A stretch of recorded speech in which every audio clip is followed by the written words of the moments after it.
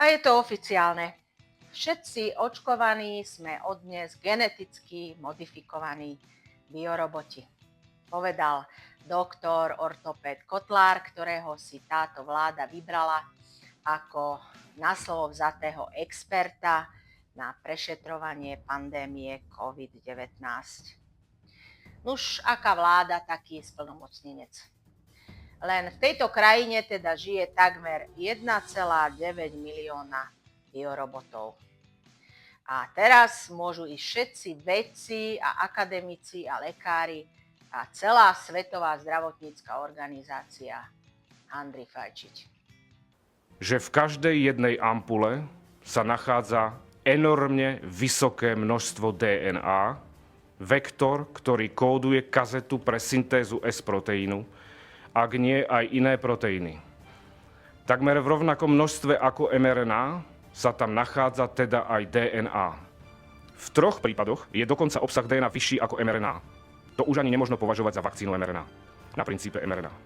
Tento genetický kód pre syntézu S-proteínu, táto informácia uložená v tejto DNA, je v porovnaní s mRNA stabilná, vie sa integrovať do ľudskej jadrovej DNA a následne sa takýto ľudský organizmus stáva, nebojím sa povedať oficiálne, geneticky modifikovaným organizmom.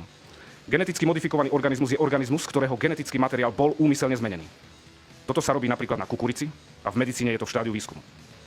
Nejde teda o žiadnu kontamináciu vakcín, ale o účelové obrovské množstvo genetického materiálu, ktorý dokáže prechodne, tranzientne transfekovať ľudskú jadrovú DNA, dokáže prechodne, tranzientne transfekovať ľudskú jadrovú DNA a táto transfekcia sa môže stať stabilnou a trvalou.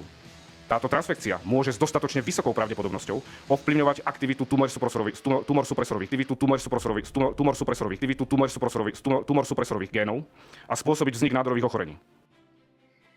Ak z tohoto nebude minimálne Nobelovka, tak z ničoho. Fleming teraz bledne závisťou. Čo dokáže jeden treťotriedny ortopéd vyskúmať s jedným mikroskopom z AliExpressu?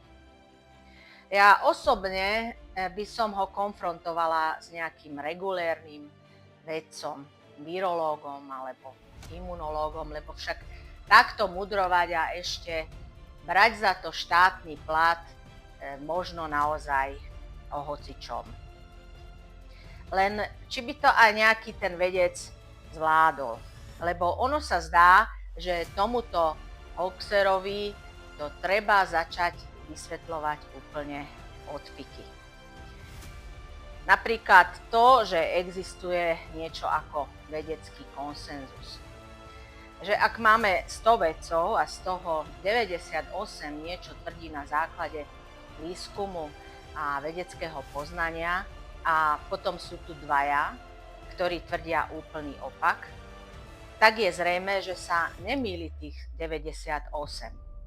A Kotlár bude jedným z tých dvoch.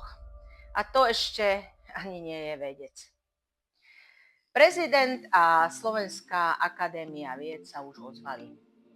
Ja očakávam, že sa ozvú aj ďalší. My, bioroboti, čo sme už 2 roky po smrti, to očakávame. Alebo si jednoducho priznajte, že šírenie bludov, hoaxov a strašenie je tiež vaša priorita. Nebudeme vôbec prekvapení.